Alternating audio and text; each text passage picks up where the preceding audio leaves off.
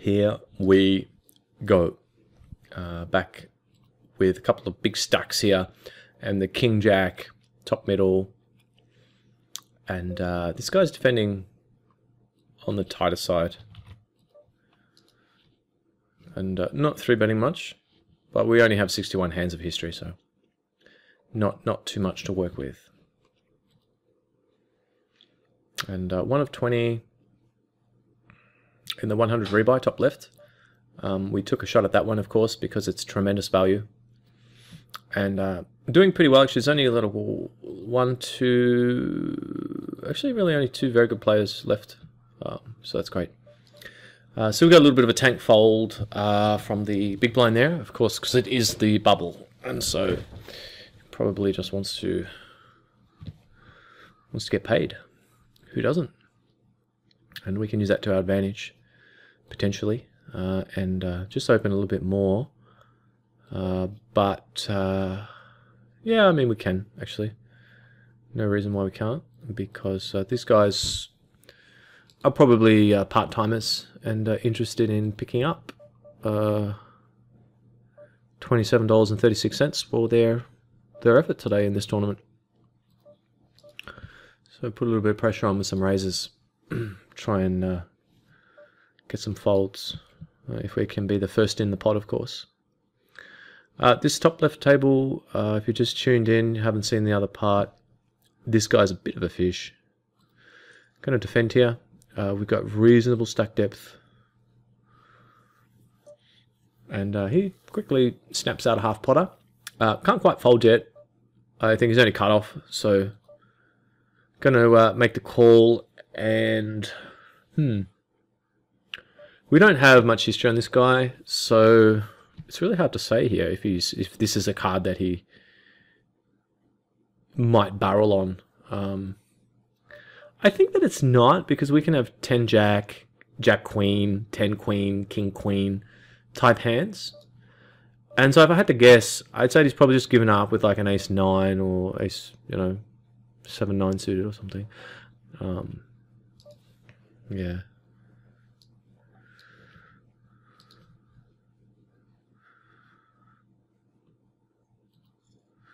And he had A7, so pretty obvious-ish. And so we got some chips bottom right. Go ahead and now and try and blow them with Ace 10 off.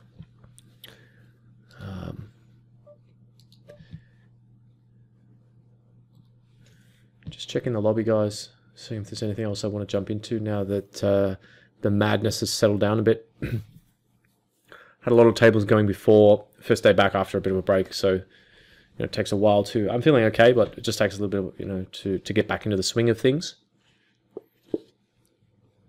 I usually find, especially when you are kind of pushing yourself to the limits, when you're playing a lot of tables. I mean, I can play about 18-ish, 16 to 18 without too much stress when I'm, in the zone and I've been playing every day. And that's pretty much my max limit. So after a break where I have a few days off like I have, just to suddenly come back and load up that many tables, it's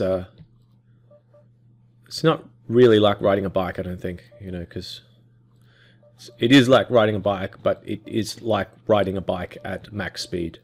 And if you take a few days off, well, in the case of riding a bike, it might be a few weeks, and then make a comeback, you're probably not going to get your best time on your first go back. Same sort of thing. You're pushing your mind to the limit, you give it a rest for a little while, you come back. It takes a little bit of time to get it back into shape. At least that's what I find personally.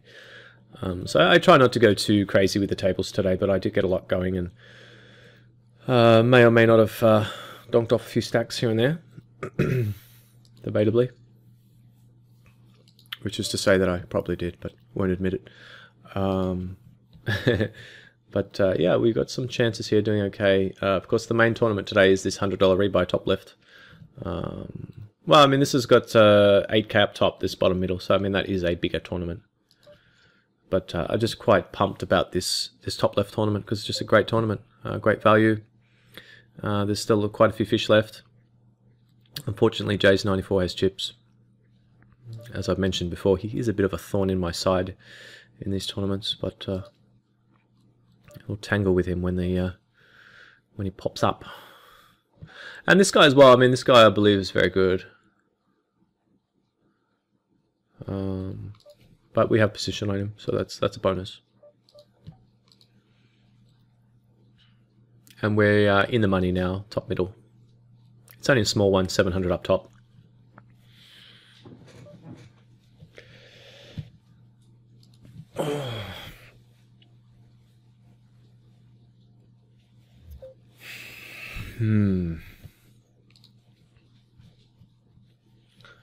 See if we can put in a good level of play here and get set up for some final tables. 4-5 is pretty close. And just ability 69. This guy, according to Mr. Sharkscope. And I knew that was going to happen.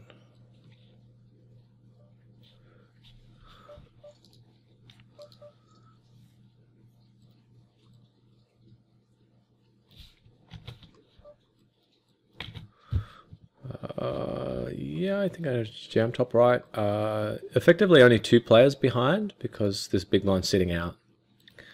So we only really need a PN of about 12, which makes Jack 10 off with its PN of 22, a fist pump.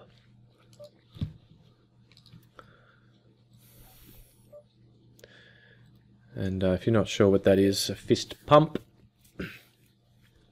you can probably look it up in the dictionary. But it's a good thing. It's always good to be fist pumping, and this is not a fist pump top middle here because well, it's actually a little bit of a fist pump that he's actually just shoved M20 because it probably means he's a big fish. It's a pretty big oversized 3-bet jam, and it gets me a little bit excited. Pretty good spot to raise. The big blind here has been very tight, but it just I mean, these guys are behind and not 3-betting at a very high frequency at all.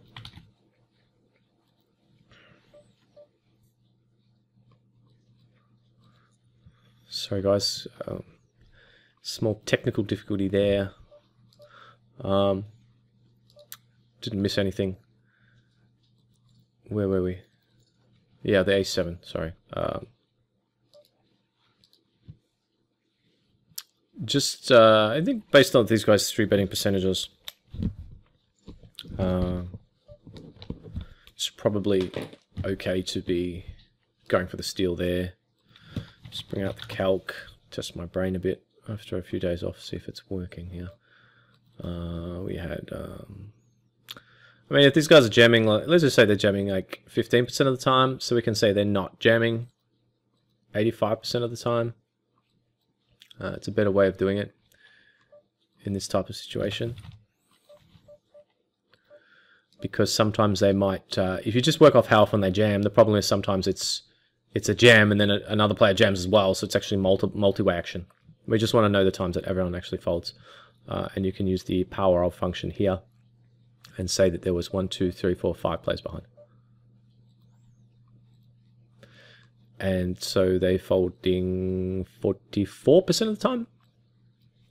And yeah, I mean, that's pretty close as to whether the raise is profitable or not.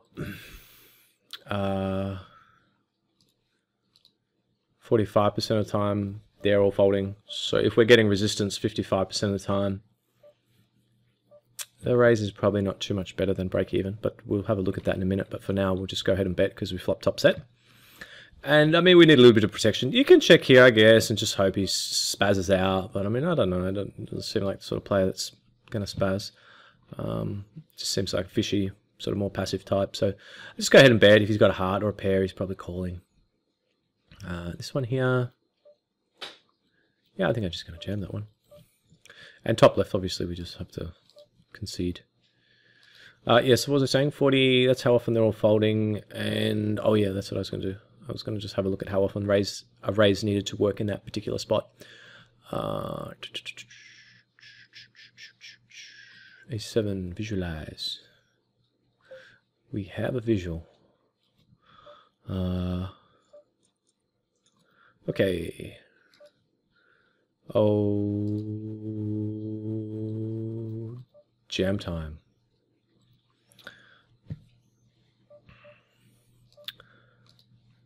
So I'm going to open a second calculator just because I can. Wow, now he's limping. Classic low buy-in turbo stuff, top right. Just limp, calling it off with a 10 off, 10 jack off. Yeah, I'm going to go for a little cheeky one, bottom middle, and just hope that it works. I think it probably does actually work a reasonable frequency there. But it actually defends, which is fine as well when we flopped up pair. I'm going to just think for a minute here. It's good to do that sometimes, I think, rather than just snapping the c-bet out. Maybe he'll read something into it. Just jam ace deuce or min raise. It's actually a bit scary, that min raise, isn't it? It's looking like he's probably either going to snap fold or he's got king 10. One of the two. King 10, yeah. Yeah, we cannot get there. No bonus points for making the correct read. But yeah, I mean, we're just not going to fold there. I mean, it's just annoying, is what it is. Pure and simple annoying. And oh, if I can just get, let me bring in this one.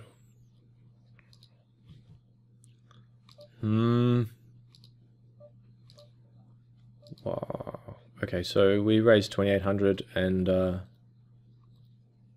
the final pot when we raised was 5740. Yeah, actually it has to work 49%. Has to work 49%. So technically, if we're saying that they're jamming they're folding 44%, and it has to work 49% to be profitable, it's actually not profitable. But as is the case with most of these types of calculations, if you make a small error, you could perhaps be swaying the results. And I was a little bit kind of generous when I said these guys are likely to jam 15% of hands, because if you have a look at 15% of hands, I mean, we're raising, I think we were UTG, and we do have an ace blocker. And I just don't see these guys jamming, you know, ace 7 suited and queen jack off in that instance. So in reality, they're probably jamming more like, you know, maybe this sort of, well, I mean, contesting, you know, this sort of range. And that's only 11%. And you know, sometimes they might call and then fold the c-bets and all that sort of stuff as well. So. But if it was 11%, then we can say, and then that seems more reasonable to me. So it's 89% they're folding, and there was 5 players behind, we said, right? So now they're folding 56% of the time, which makes it profitable. And so that would probably be more accurate.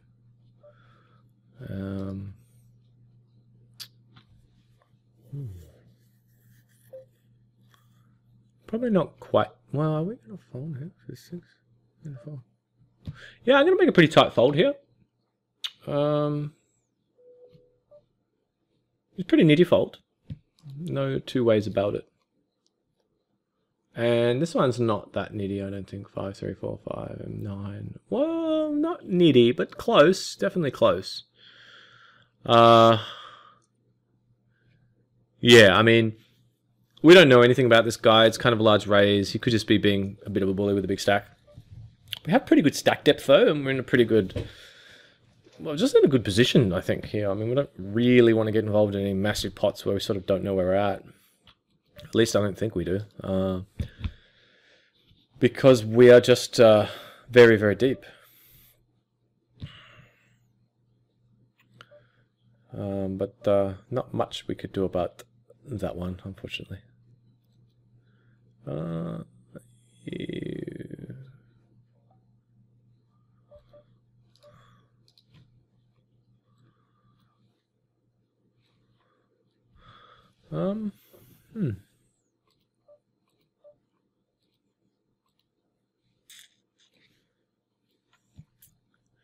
That is a nasty, nasty little turn card. Top left. That is a vicious turn card. And, I think that's 9. He bets 9.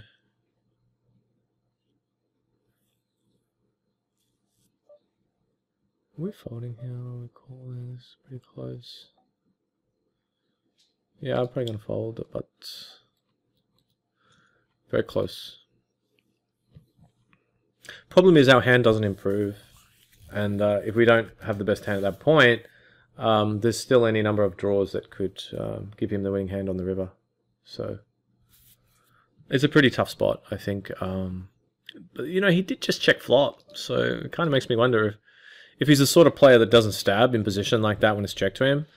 You know, is he really going to now suddenly decide to stab turn? You know, sometimes yes, I'm sure he does, but you know, part of that type of player, I think, also sometimes just maintains that passivity until the river and just sort of checks down if he has ace high or whatever, or some smaller pair takes the showdown value. So he could actually have hit the king, you know, decent frequency, or at least have picked up, worst case, you know, some sort of equity where he might have you know, flush draw or a gut shot with a flush draw or something like that, because there was 2 flush draws on the turn at that point. 10 of 3 is 13. Yeah, I'm going to raise here. I think 24, 36, 309, and just fold to a jam. He's opening, I think, just enough, and he does fold to 3 bets. But I mean, he can jam us pretty wide, but yeah, I mean, it's close. But I want to try and maintain giving away chips. No, just maintain sort of the aggression level, you know, and just stay active. And this time, you know, it'd be an easier call top left if the button had have jammed us, because cut off quite a late position. Wow, that's a pretty good flop. Can we check here? We're only against blinds.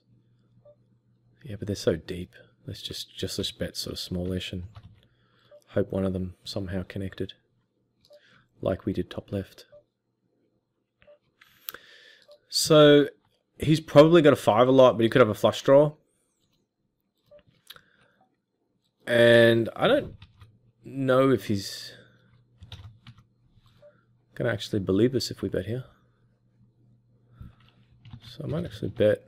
Ooh, not that big. But I might actually bet reasonably big here, because I don't think he's folding if he's got a flush draw, and he might even call with a 5. So he's snapped mint pretty quick. So I mean, he could have king 5, I guess, a lot, or he could have a flush draw with a king. I don't think we necessarily want to get it in yet. I think the better play is to just call, because we're in position, so we can actually dictate the betting. And there's not really too much harm to be done, because what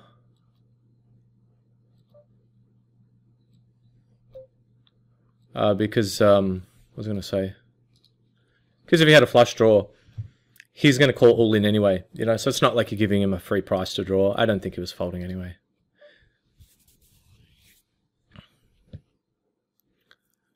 Interesting top left. He was the main point of that top middle hand is that he can have a lot of bluffs, I think, and just be spewing, just being a spew monkey. So we just wanted to keep all those bluffs in there. And it's the same, actually exact same situation top left, where I think he has a lot of bluffs. He could put us on like a7, 8s, a draw, and he could just be either he could. I think a lot of the time he's just bluffing top left on that board when he check raises flop and then barrels. But he might actually have a hand now and pay us off. It'd be really good if he's hit the queen. He's got like queen 9. That would be pretty awesome. But he's just folded, so pretty sure he had nothing. If he's got hearts and misses, yeah, I mean, I don't think he's going to give up on that card specifically either. I think he's just going to shove and go, we'll have to bet to win, I think. But it's not impossible he had hearts and we missed value from that hand. But I think most of the time there, you know, he was drawing dead on the turn and had nothing. So just calling is the best play rather than raising, because if we raise, we reduce his range. And we actually want to, rather than narrow his range down, we want to keep his range as wide as possible. And when I say as wide as possible, I'm really talking about, you know, keeping a lot of bluffs. Keeping all of his bluffs in there as part of his range.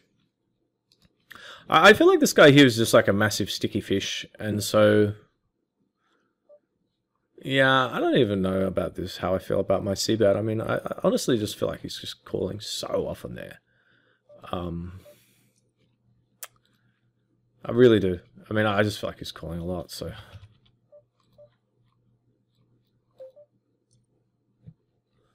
And they're pretty close to the... I mean, we could... It's actually a pretty good double barreling card, but yeah...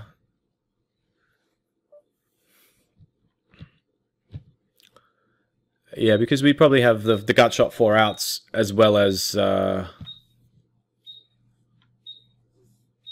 kings and jacks could be live as well, but I just want to be a little bit careful out of position against these big sticky fish, because I think we can get in some really nice situations, really profitable situations, if we just exercise a little patience. And I'm just going to have to close the window, guys, because it's getting literally freezing in here. And I don't even know what happened down bottom left. And I blame you guys for distracting me. But I am going to bet and probably get owned. And I do get owned. And that's an easy call top right. And he's got the old 6 high. He's tried to pull the old 6 high trick on us. And bottom left, I think we're just folding. And I'm trying to get to the window in a minute, anytime soon now. We can probably... This guy's very tight, button, top middle, so we're going to fold if he raises. But once he folds, which he probably will, I'm going to raise on the big blind because he's also tight. It's actually an interesting dynamic. We've got like a couple of huge spew monkeys and then a couple of tight players. And I'm going to be right back. And I am going to, close the window.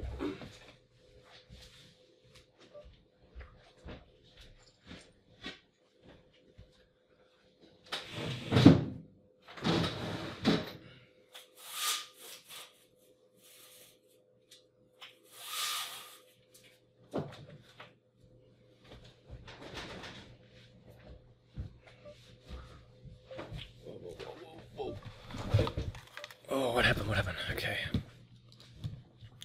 Looks like not much happened. I don't mind a limp top middle. I think limping there is actually fine. Well, it's pretty close. Prefer raising because you can flop middle set and have a bigger pot.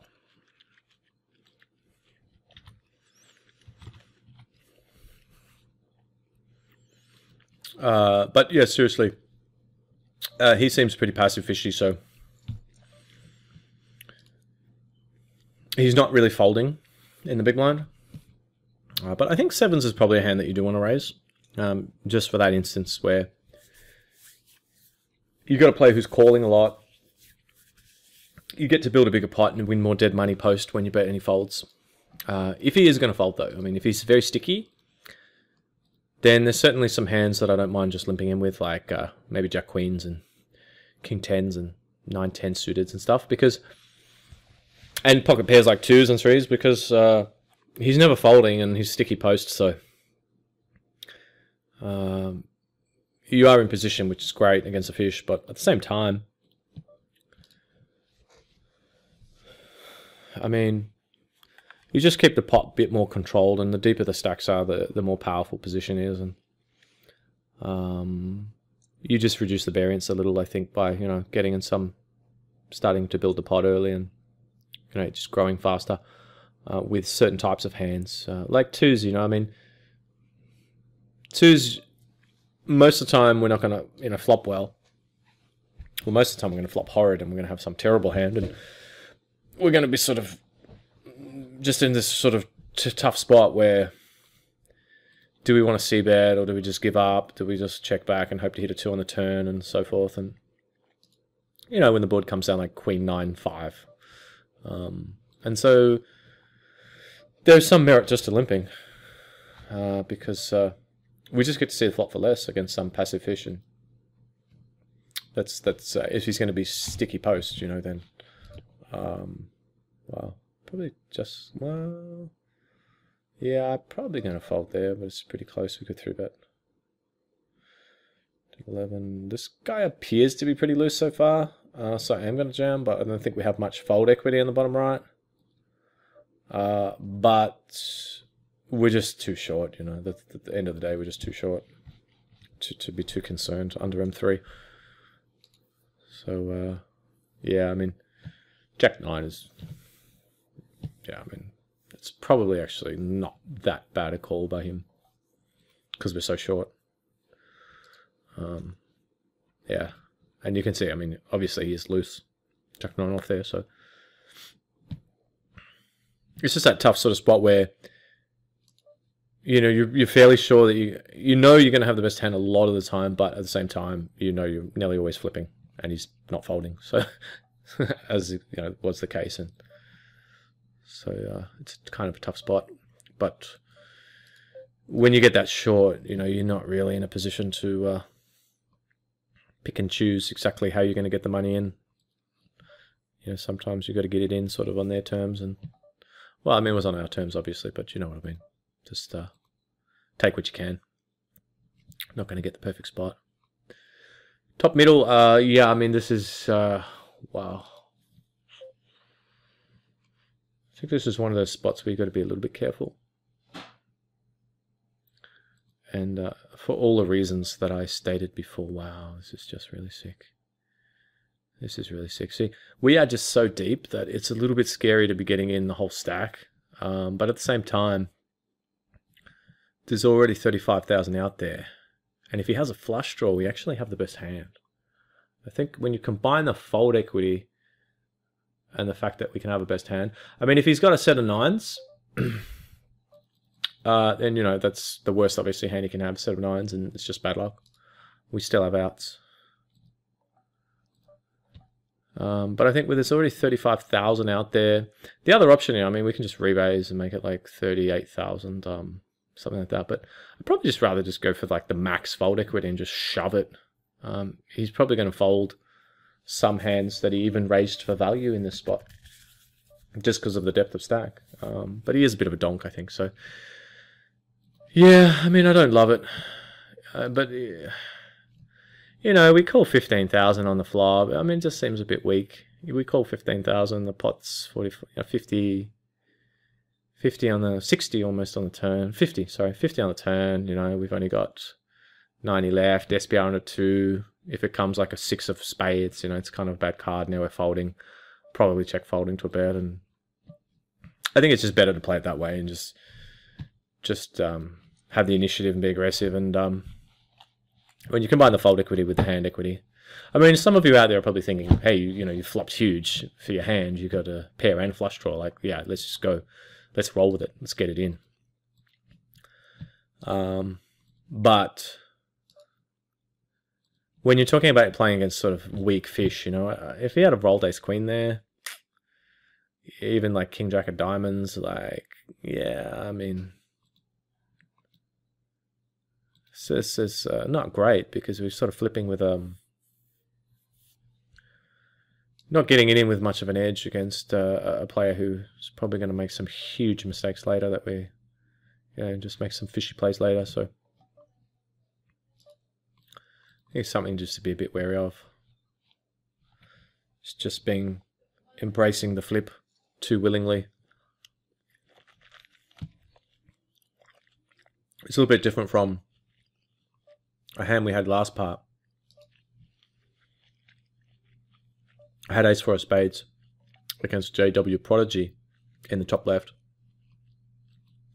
And he is a very good player. And we flopped a gut shot in the flush draw again. A nice flop.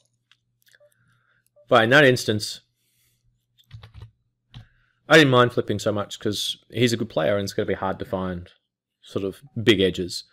And I thought we were doing pretty well against his range. As it was, he had a flush draw as well, so we had him pretty smashed. And that's how we got a lot of these chips here. But you just got to be careful doing that with donks, you know, because you're just inciting variance and unnecessarily in a lot of cases. But in that particular instance, our hand was just a little bit too strong, and it was just too much dead money out there to pass up on. I'm going to definitely check here, top middle. I think it's a good check because we can turn the nuts, and these guys are very sticky fishy, like we said, so we definitely don't want to get check raised off our hand, and even betting and getting called on. I mean, we're not going to be barreling on any turn cards unless we, you know, actually hit the nuts on the turn, which, you know, obviously we have, and we normally will. But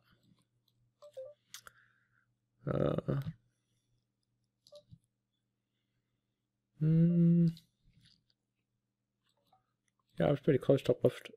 Yeah, I'm just going to bet now. I mean, these guys are probably not going to fold a jack or an ace, so I'm just going to bet pretty hard. I mean, most of the time they're going to have an ace because they've checked and checked, but yeah, you never know. I mean, these guys are capable of anything. They might even think, hey, you've checked flop, and now bet. You don't have anything. Yeah. I think they got pretty inelastic ranges, is what I mean. Like, I think they're either calling with, you know, a pair, or they're just got nothing and folding sort of thing. There's no bet size that's really going to change what they do all that much. You know, barring being some ridiculous, you know, double pot size or something, obviously, but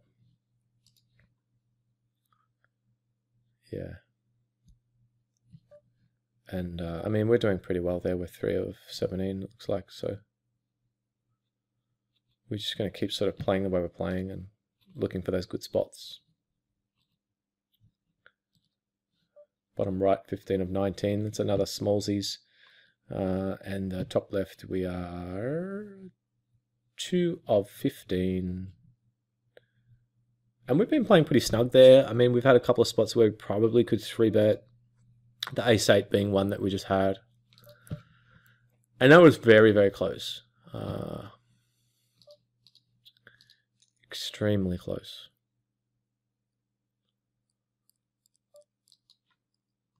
Zap back to it for a minute. Whoa. Jackie Chan.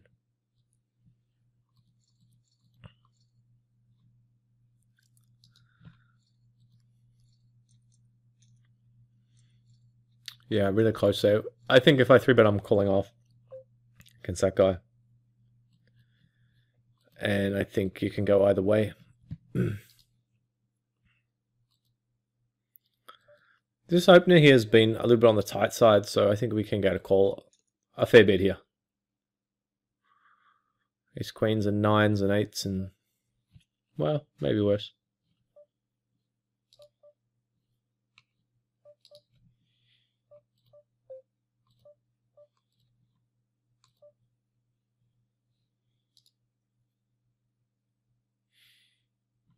This guy's been so tight, and that's why you just can't wait for the nuts, because sometimes you actually get the nuts cracked. He's been absolute nit, and then finally he gets aces, and he's like fist pumping and losing, however, to kings. So sad when it happens.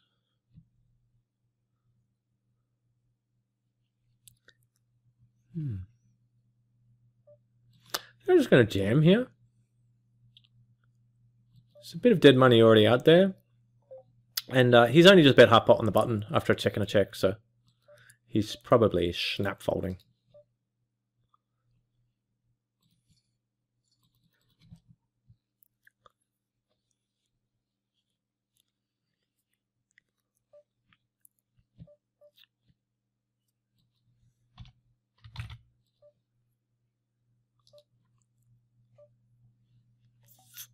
Wow. I'm probably going to check top left.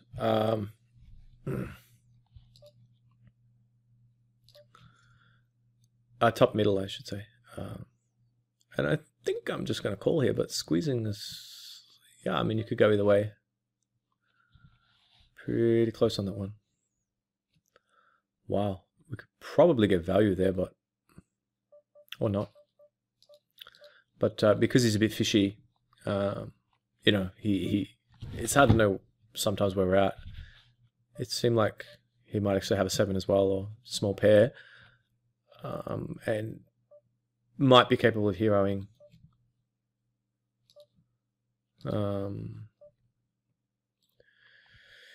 But, you know, with 2 overcards, the board's probably looking pretty ugly for him, so... Might be a bit ambitious thinking he's going to hero.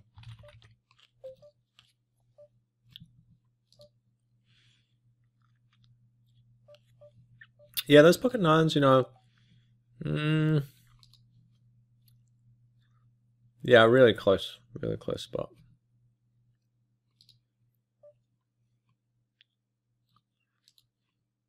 I think probably raising was maybe the play.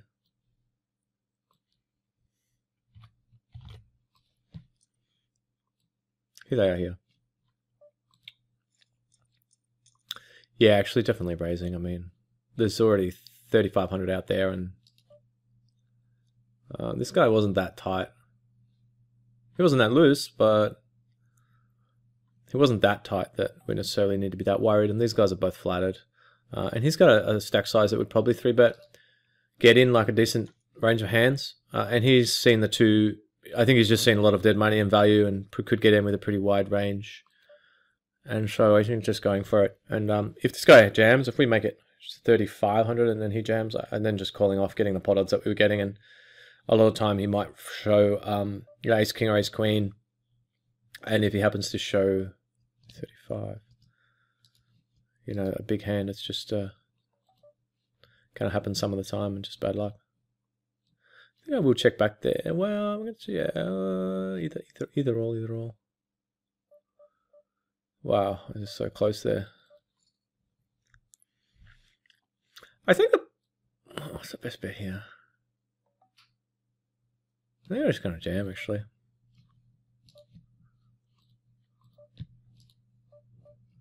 You know, if I had ace king or ace 10 now, I'd probably do the same thing, or a draw, hearts. So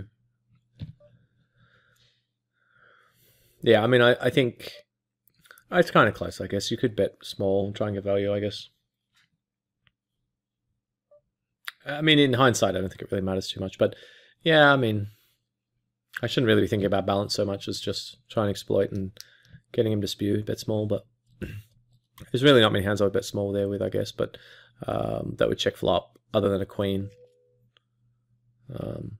Because I'd probably just bet flop.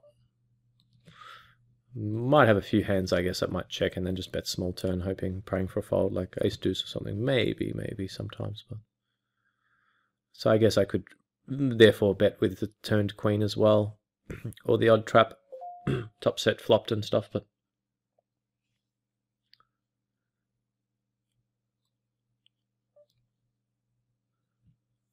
it's pretty close there. But I just think at M7, 3-bet jamming, and we're just at that stack depth where we kind of need to find an excuse to get some chips.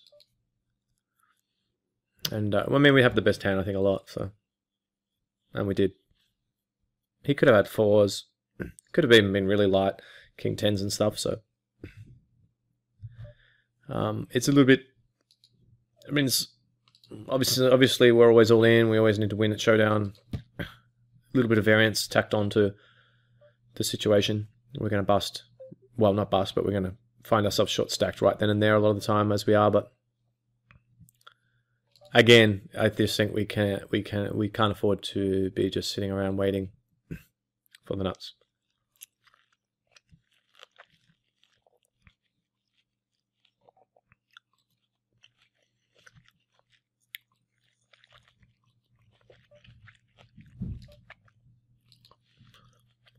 pretty solid action up there.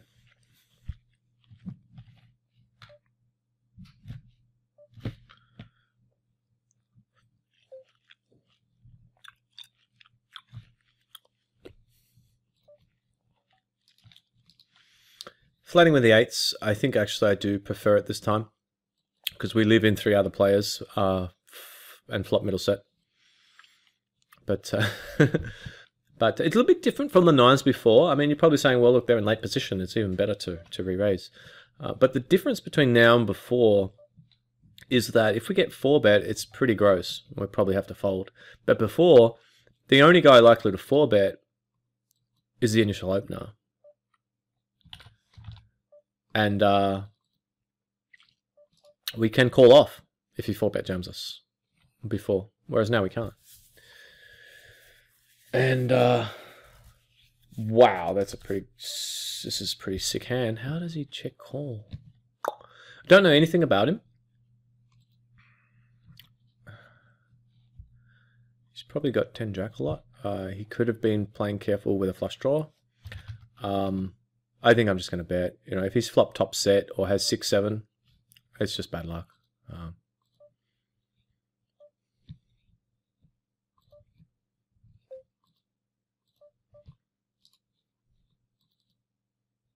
I think on that sort of board, most players will still bet top set. So, yeah. I wonder if he controls with... I wonder if he controls with... I think he has 10 jack a lot. I think actually can have 10 jack a lot. But I don't know if he calls turn with that draw. Maybe he's just gone into sort of control mode. Or just doesn't believe that we actually have a hand. I think we're going to find it pretty hard to fold here. If he's got clubs, he's got clubs. But the SPR's under 1 now. But I think checking is better than shoving ourselves. Because we kind of look like we have clubs. So I think this just keeps his range a little bit wider. I hate the way he's tanking, because I think it looks more like he has clubs when he tanks. He could still have 6-7 and have trapped us. But it's pretty risky for him to do that on this sort of board. He's done us a favor by betting small, I guess. Wow, it's so sick. Yeah, kings. It's one of the other possibilities. 6-6-6 sick. You know, I mean, at least he didn't get in on the flop or anything like that. And we do still have some chips, so... but yeah, it's pretty annoying. 5-24. Because we should have been getting this whole stack and getting a big double up. Instead, we're just losing most of our chips right at the critical period, you know, when there's 6 of 9. You know, we could have had a huge chip lead. And instead have been crippled. Still have a little bit of depth to work with, but it would have been nice to have 100,000 and be a monster chip lead, especially going into the bubble with the stack sizes these guys here. We really could have, I think, pressured them and picked up some chips. As it is now, we're probably going to have to knit up because, you know, the bubble's upon us and we've just got that dangerous stack size. So it's a really, like, yeah, I mean, it's just a massively significant part where now we're just kind of probably have to try and survive and hope we don't bust, whereas we would have been just dominating the table in the tournament and crushing everyone. And I'm kind of surprised he didn't get in on the turn. Really surprised, actually. Really surprised. Because we look like we have 8-9, a set, or a flush draw. And so all of those hands are probably going to call turn.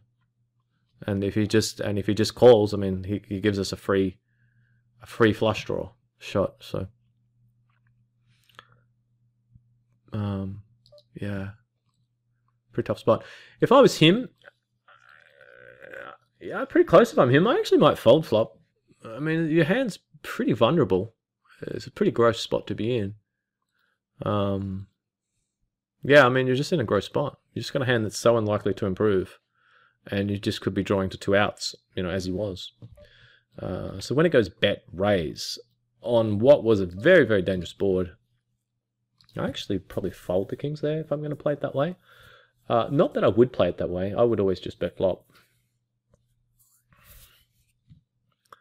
Because your hand just needs a ton of protection, and free cards, giving away free cards is just too dangerous. And you just need to get a bit of information at the same time. You need to find out what's going on, and yeah, there's just way too many bad turn cards to be trying to control. I think it actually gets you in more trouble trying to actually check flop, and pot control actually gets you in more trouble because you give away that turn card. To give away is so precious because you've got 2 players in on a draw heavy board, and it's a sort of board that can be around their ranges, and then you're not going to have any idea where you're at on the turn if someone donks into you, or if you bet and get raised and so forth, and it's just ugly. But maybe he just sensed. He was turning. He sensed he was turning top set.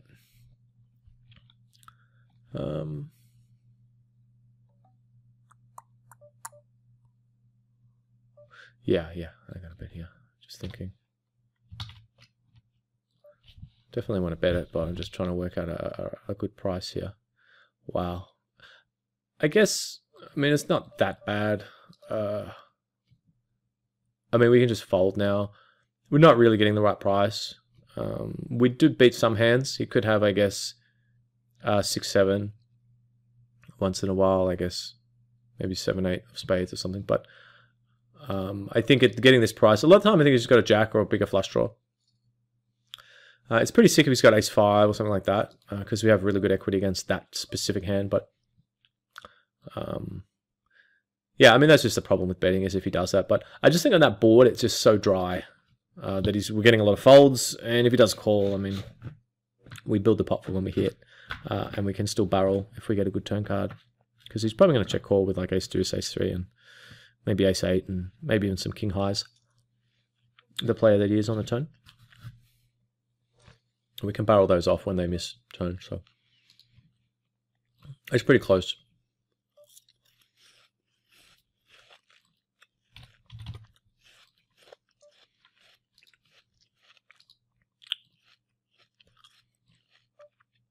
So 7 of 9.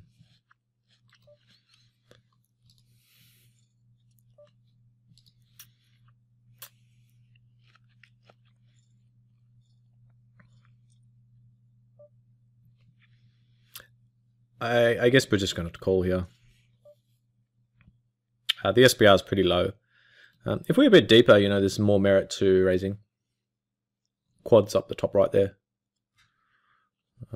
But short stacked M1, I think we were, weren't we? What a time to get quads when you're M1. And we have to call here because we have the nuts. Well, second nuts. And now we don't have the nuts. In fact, we lose.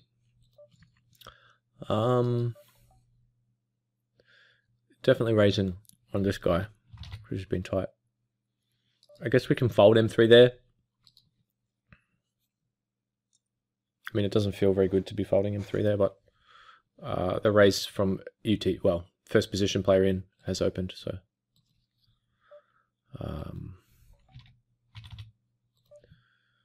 Yeah, I mean, we can find a better spot, even if the blinds pass. This guy just massively overjammed again, so it's kind of good to see. Because it probably means he's a big donkey. I'm going to be a little bit careful. Wow, actually he's donked into us now, so maybe I'm not. This guy's been donking a bit, so we can't quite fold yet. But I definitely don't... Well, I mean, we could raise, but I just think it's better to just call and just hope that he barrels off. Wow, it's pretty close, isn't it? He's pretty fishy, this guy, so he could actually do this with a draw. But I think it's... Yeah, I mean, he could. But I think it's better for us just to try to get some value from, like, King 10. And he might even call with, like, Jack 9 with a Jack of Hearts and stuff like that. But just protection in case he's, you know, donked with like bottom 5-6 with 6 of hearts, bottom pair, and just gives us a little bit of protection, protects our equity a little bit, and we could get value, you know, if he's turned a draw, or if he has like a little, like if he has some sort of made hand with a little bit of bonus equity. And I'm not going to fold here just because of the pot odds. Well, actually, 1, 2, 3, 4. Wow, this guy looks really strong, doesn't he? Might actually fold because this guy looks like he has jacks up. I don't even think he has 10s there. I think it's like purely jacks up, and he would have got us on the river. Yeah, lucky I saw that. I mean, he's just min raising at M5. Like, why is he not just jamming first in? Because he has a hand that really wants action. Jacks up. I don't even think he does it with Ace King. I think he just shoves Ace King, he shoves 10s. Because if he gets called, you know, Ace King a lot of the time is not going to flop a pair. 70% just over. You're not going to have a pair on the flop, and you're just going to be, you know, there with your pants down, not knowing what to do, and the SPR is horrid. Same with 10s. Most of the time, there's going to be an overcard, and you could just be getting it in on a Queen 9-2 flop when he's got Queen 6 and the big blind decided to call, you know what I mean, and you're drawing the 2 outs. You can just sort of get yourself in some sort of tricky spots. But I do think it's pretty close with 10s, definitely close. 9s, yeah, just jam. 10s you could probably just raise as well. And of course, all of this is just in an attempt to solicit action, get someone to jam behind, mistakenly thinking that you're raise folding, or just calling and just giving you action with a hand that's that strong. And as it was, I didn't actually really pay attention. But yeah, I mean, Ace 8. No, Ace 8. What did he have? Ace King. Well, it's Ace 8 would have been absolutely terrible, but Ace King's pretty standard, obviously. But even with the Ace King, I'd have a little bit of a kind of sick feeling like, ugh, this guy's got aces or kings a lot of the time here. He's only been raised at M5. It just looked very suspicious. If he had had M4, it would have been even more suspicious, but he was probably just at that point where it's not impossible he's raise folding. It's probably, he might, well, it'd be getting pretty close, I think, that particular player. Yeah, I think definitely checking the turn, bottom right. I mean, wow. Why? Oh my god, what? I don't even know what happened there. Did I click auto call? Is that what happened? Why did it just auto call there when he bet? I must have clicked just after, check just after. Oh, I clicked check call any just after my hand checked. The check call button must have just appeared. We could actually, we won't, but we could actually, since we're recording, do like action replay. I actually check just as my time bank expired, and it must have gone on. And it's a really bad design by PokerStars. It's something I've always hated, is that the check button and the check. You know, if you go to push check call, check/call, and then someone bets, all of a sudden you're clicking call, and I really hate it. But it's one of the few things they've overlooked, obviously, because it's a good site. But yeah, but it is very annoying. I think I will. Well, bet here. Yeah, well, am I going to bet here? Yeah, I think I will bet small here, actually. This guy's tight, and he's just potted from small blind. I think we... Can we fold straight away? Yeah, I think we can. I think we can fold straight away. Just because he's been so tight. So this puts us in a pretty tricky spot just because of the bubble, you know, adding a little bit more tension to the situation. And so it's probably a little bit hard to fold to just a button floater here on the repeat. And so I think just check calling, and then we just have to decide on the river if we want a hero or not. I mean, he can definitely have, you know, ace nines and maybe ace jack. Probably going to 3-bet. That's a decent frequency with some of the bigger aces. I guess it's not impossible he has 4s as well. Wow, that's really annoying. Well, I think he has the ace a lot here. I mean, it'd be pretty fishy for him not to. I probably should have check folded there because this guy's so short. And he's just called, but I think actually now we have to call off, which is just gross.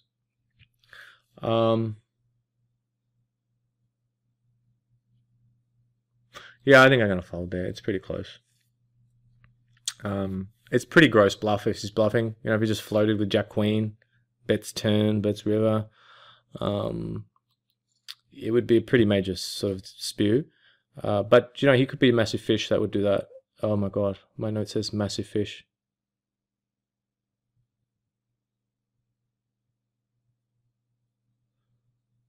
Oh no.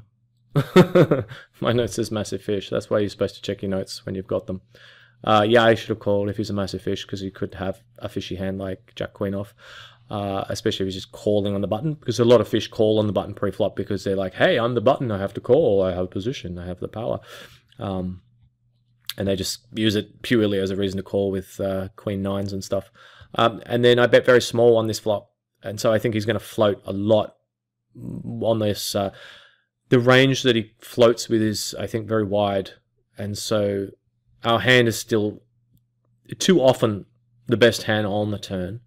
And I think he's just going to be one of those standard fish that is going to have a range that consists of too many bluffs. And if he's floated the flop, which I think he does, he's always probably now going to bet the turn. And if he bets turn and gets to river with a hand like Jack 9 suited, he's probably going to think, well, I have to bet to win, so I'm going to bet.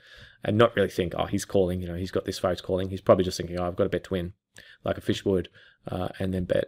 So I wish I had called this hand now if I had have seen that note. But without the note, I think most players that are, you know, using their brain are probably not bluffing here, because it looks like we're calling with exactly the sort of hand we have, like, you know, nines, eights, kings, maybe ace five, maybe, you know, we can easily trap once in a while as well and actually have ace king, and just decide to bet small and just floats and then check. I would do that a fair bit, especially on the repeat ace where it's kind of getting hard to get value, because, you know, he has to have the case ace. And when you're considering his range, which is consisting of a lot of floats, then checking the turn makes a lot of sense, because if he's got the case ace and he's a fish, I mean, he's probably betting it anyway, but you want to check and keep his range wide and get him bluffing a lot. So, yeah, I'm kind of regretting that hand, because I think we do have the best hand too often. He may even sometimes just bet with sevens, like a fish would as well, rather than just check back and just hope that king high is calling. That would be getting pretty thin, and I think would be not a good bet. But in any case, we're still in. We've got a few chips, but we are, well, we're still 6 of, you know, we did have some ICM pressure as well. We're still 6 of 8, so we've maintained that sort of close to, you know, because only top 6 get paid, obviously. So, and it's 720, so it's significant as the biggest buy-in of the day. So we had a little bit of extra pressure there, but I think I would make that call normally. But we shall try to sneak into the money, or who knows, go on a mad heater, get the chip lead back, and crush everybody.